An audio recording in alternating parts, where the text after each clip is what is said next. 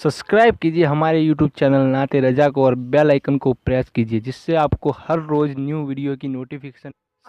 अल्लाह अकबर। बादशाह लोग जो होते हैं उनके मुकम्मल किरदार की आप तायीद नहीं कर सकते। बादशाह कितना भी नेक हो वो अच्छा काम भी करता है, बुरा काम भी करता है। इसी तरह से एक बादशाह गुजरा है जिसका नाम तैमूर लंग है। तैमूर लंग का नाम कोई नहीं जानता, इमाम यूसुफ नबहानी ने इसको लिखा है। अल्लाह अकबर। तैमूर लंग बादशाह लोग होते हैं इसलिए कि बादशाहों को सबको लेकर के चलना पड़ता है, तो अच्छे भी काम करते हैं, बुरे भी काम करते हैं। हाजी आरिफ नसीम साहब जैसे लोग सियासत के मैदान में कम होते हैं। अल्लाह ताला जो है उनको बरकतों से नवाजे और मजीद अल्लाह मजहब और मसलक पर इस्तिकामत अता करे। लेकिन तैमूर लंग के मामलात बहुत अच्छे भी थे और कुछ बहुत बुरे भी थे। लेकिन लोग जो होते हैं बचपने के दोस्त वो इंसान को अच्छी तरह जानते हैं। बीवी, माँ, बाप, भाई, बचपन का दोस्त ये इंसान के मुकम्मल किरदार से वाकिफ होते हैं। तैमूर लंग का इंतकाल हुआ, मौत के बाद किसी ने देखा एक तख्त बिछा हुआ है, अल्लाह के रसूल उस तख्त पर जलवगर है। आप तवज्जो फरमाएं, अहलुल बैत की तारीफ का सिला क्या है। अल्लाह अकबर। तैमूर लंग इंतकाल के बाद क्या देखा गया, उसके बचपने के दोस्त ने देखा तख्त बिछा हुआ है, अल्लाह के रसूल जलवगर है और हुजूर के कदमों में तैमूर लंग बैठा हुआ है। आप अंदाजा फरमाएं, शायद दुनियादार लोगों को इसकी अहमियत का अंदाजा न हो कि रसूलुल्लाह के कदमों में बैठने का मकाम क्या है। खुदा की इज्जत की कसम, करोड़ों जन्नतें कुर्बान कर दे आशिक, अगर रसूलुल्लाह के कदमों में एक लम्हा बैठने का मौका मिल जाए। उस्ताद ज़मन कहते हैं अल्लाह अकबर, जो सर पे रखने को मिल जाए नाले पाके हुजूर, तो फिर कहेंगे कि हाँ ताजदार हम भी है। जब नाले मुस्तफा का ये मकाम है तो कदम नाज़े मुस्तफा का मकाम क्या होगा। वल्लाह करोड़ों जन्नतें कदम मुस्तफा में सिमट आई है। जब माँ के कदमों के नीचे जन्नत है तो सैयदुल आलमीन के कदमों के मकाम का आलम क्या होगा। तैमूर लंग को हुजूर के कदमों में बैठ करके देखा गया, बैठा हुआ हुजूर के कदमों में। तो पूछने वाले ने पूछा, लहजा देखो, बचपने का दोस्त था।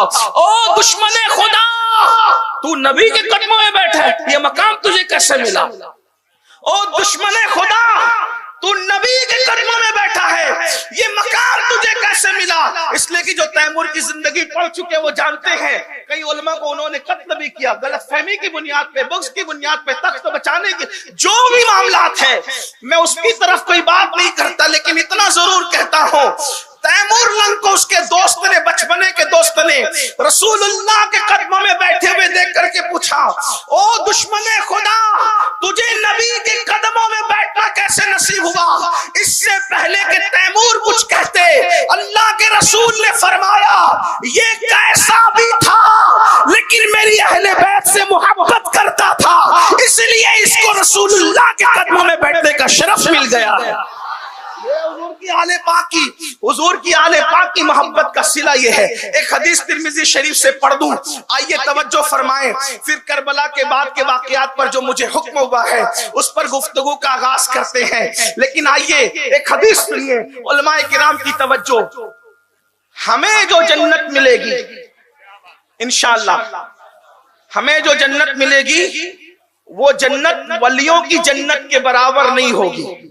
अगर आप बात समझते हैं तो आपको समझ में आएगी। हमें जो जन्नत मिलेगी, हमारी जन्नत वलियों की जन्नत की तरह नहीं होगी। ये बात समझते हैं। वलियों की जो जन्नत होगी, जो उनको उनके मकाम और मर्तबे के लिहाज से अमल की बुनियाद पर अल्लाह अपने फजल से देगा। वलियों की जन्नत सहाबा की जन्नत की तरह नहीं होगी। ठीक, सहाबा की जन्नत अंबिया की जन्नत की तरह नहीं होगी। और अंबिया जिस जन्नत में रखे जाएंगे वो जन्नत का दर्जा मालिक जन्नत सैयदुल अंबिया के दर्जे की तरह नहीं होगा। ये एक तफसील है, आप सब जानते हैं और बहुत आसान सी बात है। यानी यूं ही अगर किसी को किसी के, जैसे आपने नमाजें पढ़ ली, अल्लाह ने करम फरमाया तो जो जन्नत आपको मिलेगी, आपकी कितनी नमाजें हों, कितने ही हज हों, آپ ولیوں کے برابر والے درجے میں نہیں پہنچ سکتے. یہ بات ہے، آپ بھی کوئی نئی بات نہیں ہے اور میں کوئی نئی بات کر بھی نہیں سکتا. کیوں؟ اس لیے کہ دین 1400 سال پہلے کا ہے، نئی بات کوئی لا نہیں سکتے. لیکن آپ اگر بات یہ فلسفہ سمجھتے ہیں تو توجہ کرنا، اور اگر صرف یہی بات میری آپ سمجھ کر اٹھ گئے تو میرا آنا کامیاب، آپ کا بلانا کامیاب. آپ کے عمل پر قدرت نے کرم کیا اور اللہ نے جو جنت دی وہ ولیوں کی جنت کی طرح نہیں ہوگی. غوث پاک کی جنت کا درجہ جدا ہوگا اور نمازیوں کی جنت کا درجہ جدا ہوگا. صابر کلیر کی جنت کا درجہ جدا ہوگا اور نمازیوں کی جنت کا درجہ جدا ہوگا. لیکن یہ سن لو، عوام کی جنت سے بہتر علماء کی جنت کا درجہ، علماء کی جنت سے بہتر، علماء کی جنت سے بہتر درجہ ولیوں کا، ولیوں کی جنت کا درجہ اس سے بہتر شہداء کا، شہداء کی جنت کے درجے سے بہتر صحابہ کا، ان سے بہتر درجہ، ان سے بہتر درجہ انبیاء کا، اور سب سے بہتر درجہ کس کا؟ سید الانبیاء کا. بلکہ ایک بات اور سمجھاؤں آسانی کے ساتھ، امام اہل سنت کو اگر آپ پڑھتے لکھتے تو آپ کو سمجھ میں آئے گا. یہ جو سب کی جنتیں ہیں، جو میری آپ کی، علماء کی، شہداء کی، ولیوں کی، یہ جو سب کی جنتیں ہیں، بلکہ صحابہ کو بھی لے لیں، ان سب کی جو جنتیں وہ کیا ہے؟ تو امام اہل سنت اس جنت کا ذکر کرتے کہتے ہیں وہ خلد جس میں اترے گی ابرار کی برات، وہ خلد جس میں اترے گی ابرار کی برات. ابرار کہتے ہیں نیک لوگوں کو، وہ خلد، خلد کہتے ہیں جنت کو، وہ خلد جس میں اترے گی ابرار کی برات، وہ خلد جس میں اترے گی ابرار کی برات. ادنا نچھاور، اعلیٰ نہیں، ادنا نچھاور، ادنا نچھاور اس میرے دولہا کے سر کی ہے. یعنی جس میں جنتی نیک لوگوں کی برات اترے گی، وہ جنت کون سی ہے؟ وہ میرے نبی کے سر کا اتارا ہوا صدقہ ہے. کیا ہے جنت؟ جس جنت کے لیے لوگ جنگلوں میں چلے کاٹتے ہیں، جس جنت کے لیے لوگ تہجد کی نمازیں پڑھتے ہیں، جس جنت کے لیے لوگ عرفات، منی، مزدلفہ میں جو ہے وہ کھڑے رہتے ہیں، وہ کیا ہے؟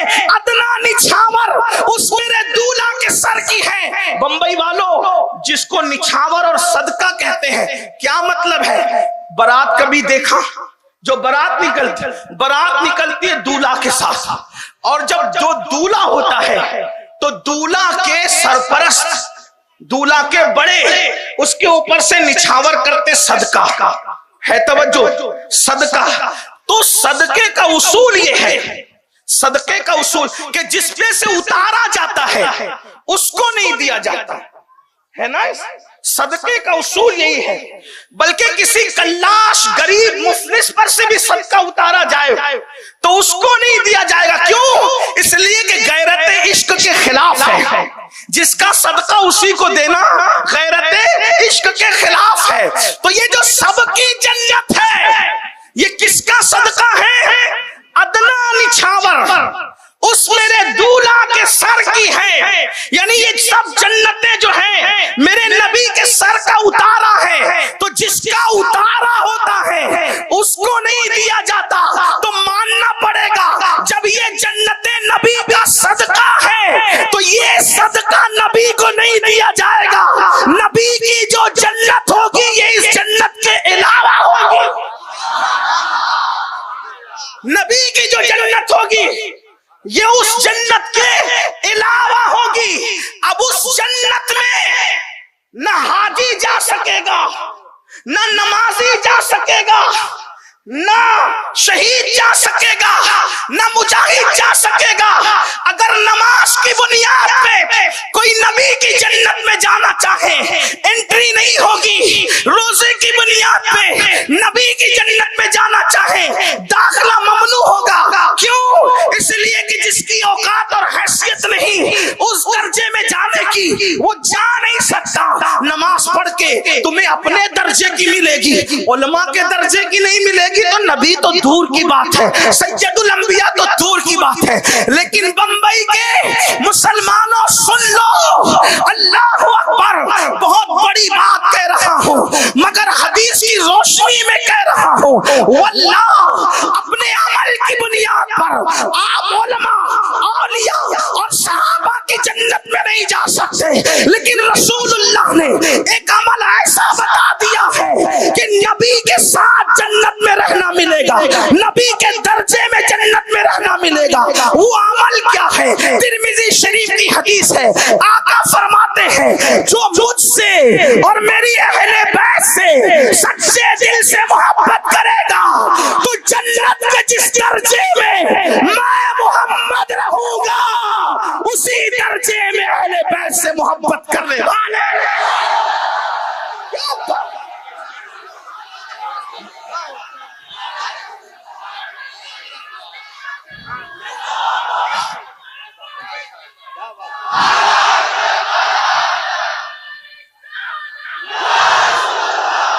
آئیے دوسری حدیث سنیں۔ ایک مرتبہ اللہ کے رسول علیہ السلام سیدہ فاطمہ الزہرا کے حجرے میں تشریف لائے، بولائے کائنات سو رہے تھے، آقا نے فرمایا فاطمہ تم اور میں یعنی محمد الرسول اللہ، حضور کے بولنے کا انداز دیکھیں، فاطمہ تم اور میں یعنی محمد رسول اللہ، حسن اور حسین اور یہ جو بندہ سو رہا ہے یعنی علی، ہم 5 تن یعنی 5 تن جنت میں ایک ساتھ رہیں گے، ایک قبے کے نیچے ایک ساتھ رہیں گے، قربان جائیں رسول اللہ کا ساتھ 5 لوگ 4 لوگ اور ہوں گے 5 تن۔ سیدہ کریم باپ کی کریم شہزادی کو ماننے والے یاد آ گئے، عرض کی بابا ہم تو ایک ساتھ رہیں گے لیکن ہم سے محبت کرنے والے کہاں رہیں گے؟ آقا نے فرمایا بیٹی جہاں ہم رہیں گے محبت کرنے والے نہیں ہیں۔ اس سے پتا چلا کہ یہ اہل البیت کی محبت کوئی چھوٹی موٹی چیز نہیں ہے۔